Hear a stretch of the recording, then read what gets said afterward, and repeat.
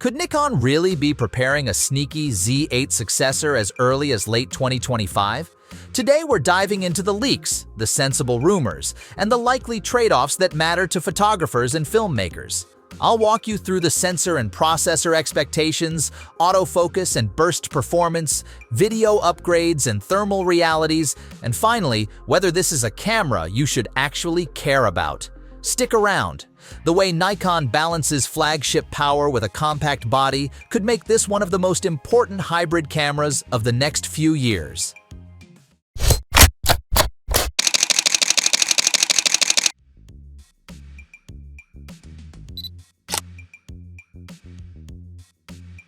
The loudest rumor is simple.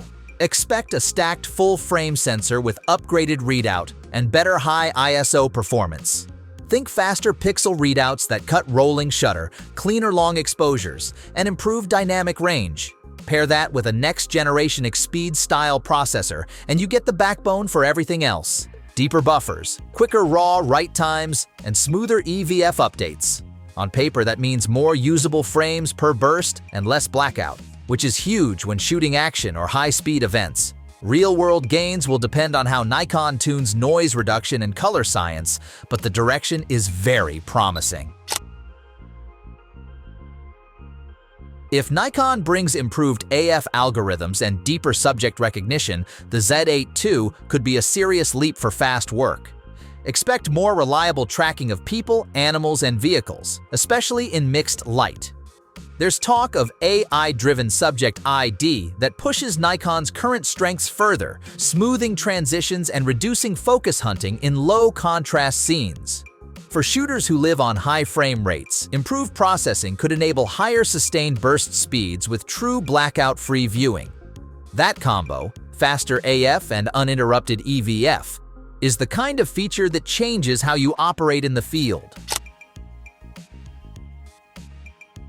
Filmmakers are watching the heat story closely. Leaks hint at 6K or even 8K capture options depending on final sensor crop, plus higher bit depth internal codecs. But the catch is always thermal limits. The Z8 II rumors include better heat dissipation and smarter recording throttles, which suggests Nikon wants to push longer recording times without external recorders. If they deliver sustained high-resolution internal recording, improved codecs, and dual recording options, this camera could finally bridge serious cinema workflows and run-and-gun documentary setups in a single body. Nikon rarely sacrifices ergonomics, so expect subtle physical improvements rather than a radical redesign. Better grip texture, refined button layout, and shored-up weather sealing are the most likely changes. Price whispers place the Z8 II under the Z9 but above mid-level bodies, which makes sense if Nikon aims to keep the Hybrid Pro in a distinct slot. If you need flagship performance without lugging a Z9, this is the slot that matters, assuming the new sensor and processor meet expectations.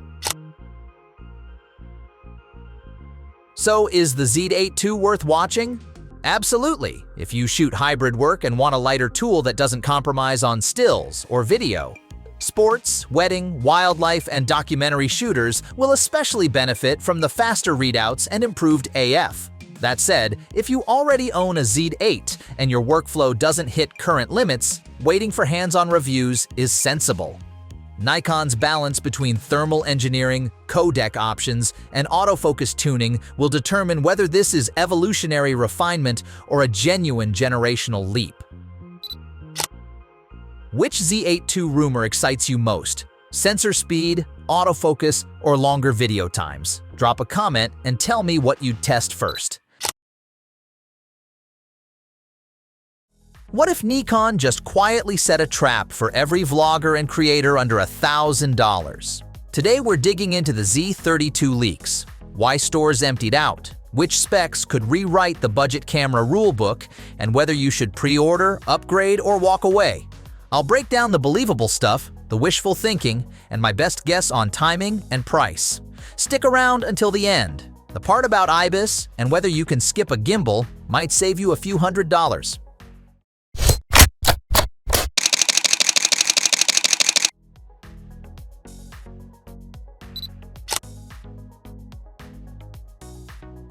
Here's the short list people are buzzing about.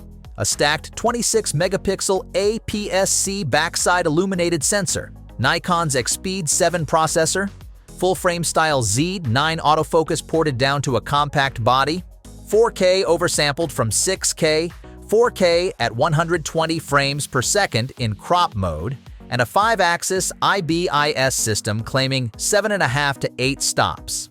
Add 10-bit N-Log, brighter 3.2-inch fully articulating touchscreen, USB-C with power delivery, better battery life on the ENEL27, and a target price around $850 to $899. If half of that lands, this is a statement product. Cameras do not evaporate from shelves for nothing. Nikon's quiet clearance and refurbished discounts look a lot like classic pre-launch behavior. Combine that with independent Weibo leaks naming model code N2214, supply chain chatter about stacked sensors, and patent filings from earlier in the year, and you get a consistent pattern. When multiple independent sources triangulate the same details, this is rarely coincidence. Nikon seems to be clearing inventory to make space for a meaningful refresh. Which leaks are plausible and which feel like wishful thinking? The EXPEED 7 and stacked sensor appear in too many places to be fabricated. That explains the promise of minimal rolling shutter and cleaner readouts for motion-heavy shooting. Z9-derived autofocus also reads true. Nikon has been scaling its AI across the lineup. The wildcards are the exact IBIS performance numbers and internal PRORES or 12-bit RAW claims. Engineering those into a sub-$1,000 body is hard but not impossible. My gut says IBIS will be real, likely excellent, but the headline 8 stops might be optimistic. This camera matters on 5 fronts. First, IBIS that reduces gimbal dependence changes travel and run and gun workflows. Second, stacked sensor plus 4K 120 gives creative slow motion without external rigs. Third, Z9-style autofocus democratizes reliable subject tracking for solo creators. Fourth, EXPEED 7 opens up computational possibilities previously reserved for higher-tier bodies. Fifth, price to performance could make competitors scramble. If you're a vlogger, travel filmmaker, or hybrid creator, this could be the most useful camera Nikon has launched in years. Timing looks like early 2026 with CP Plus or CES as logical reveal stages and shipping in the spring. Price whispers sit around $850 to $899. So should you wait or buy? If you need a camera today and the Z30 covers your needs, keep shooting. If you can hold off a few months and what you do relies on stabilization or high frame rate internal capture, waiting could pay off big. Trust me on this one, don't make the decision based on hype. Decide based on what you shoot and whether IBIS and stacked sensor tech will actually change your workflow. So which headline excites you most? IBIS that kills the gimbal, 4K at 120, or Z9-level autofocus in a tiny body? Drop your pick in the comments and tell me why. If you want immediate updates when Nikon pulls the curtain back, like this video and subscribe. We'll be watching the leaks and the launch stage so you do not miss the moment the sub-$1,000 market gets shaken up.